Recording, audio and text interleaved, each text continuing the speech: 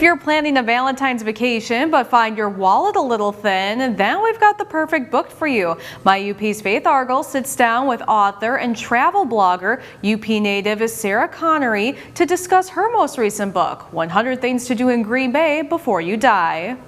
As Upper Peninsula dwellers, we all know a trip to the big city means Green Bay.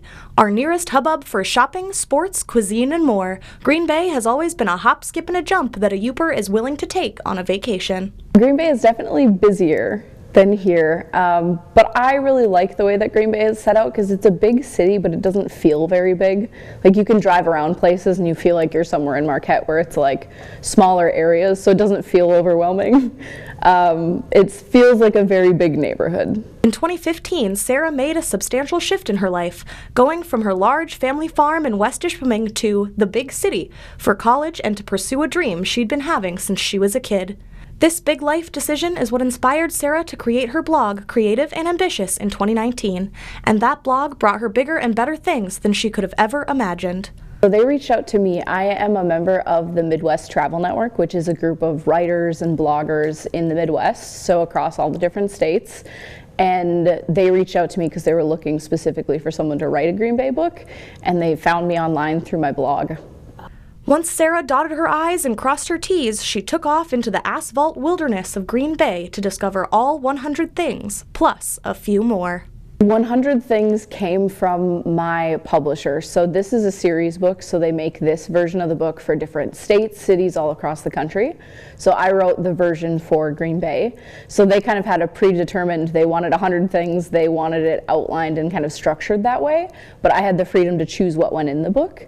So it was actually a lot harder choosing what not to put in the book, because once you get to the point where you're at 100, there are so many things that I kept finding that I was like, oh, this would be great too, but I only had 100 that I could list. There's actually 176 things in the book because I got to add lists of, I would mention one brewery and then I would list the other breweries. So there's kind of a ways that I could sneak in other mentions of places, but there's a lot in the book. So the book is split up into 5 different sections. So there's one section on food and drink, one on sports and recreation, entertainment, history and culture, and then shopping and fashion. So there's different sections of the book that I kind of put different categories into. As a true Midwesterner, Sarah can't resist a good cheese curd. With Green Bay being the cheese capital of America, obviously the book has to touch on the subject. I have a whole page on cheese curds. There are tons of places to get cheese curds. That's what I love about Green Bay, is the cheese curds. So much more, but also the cheese curds. There's a section in the book that has a list of different places to go for the best cheese curds. I recommend that you eat them with ranch. Green Bay, sports, Packers. What more is there to say? We definitely have a ton of different options. We have the Packers, so if you're coming down for a Packers game, it's a great time. But we also have a lot of other sports teams. So there's a baseball team, hockey team, there's an indoor football team. There's a lot of different ones that you can see too. So if you're a sports fan, there's a lot of games that you can go to. This book has multiple options for people who are looking for a big-time, memorable trip on a small dime budget. For entertainment, I recommend going to Bay Beach Amusement Park, especially if you have a young family. It's great to go there. All of the rides are lower cost, so all the tickets are about 25 cents for tickets, so you can take your family and have a huge day at the amusement park, and it's super cost friendly for families. There's so much. I loved learning about the history of the area, especially not being from there, that I learned while I was writing because I was researching things. Their downtown is, I want to say, from about 1880.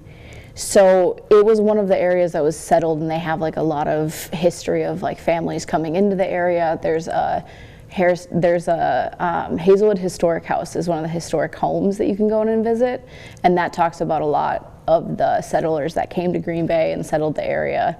So there's a lot of history in Green Bay. If you go to Green Bay next time, go to the Wonderland Vintage Market. It looks like a warehouse from the outside, but you walk in and there's all these booths by different shops. So they come in and they set it up and they curate it and decorate it. It's super cute. You never know what you're gonna find. There's a little bit of vintage, a little bit of like antique, some that are just like thrifted booths where you can just find really cool things, but I love the Wonderland Vintage Market. You can find Sarah's book in stores around Green Bay as well as order directly from her website, creativeandambitious.com. Wishing I was in Green Bay, I'm Faith Argel, my UP News.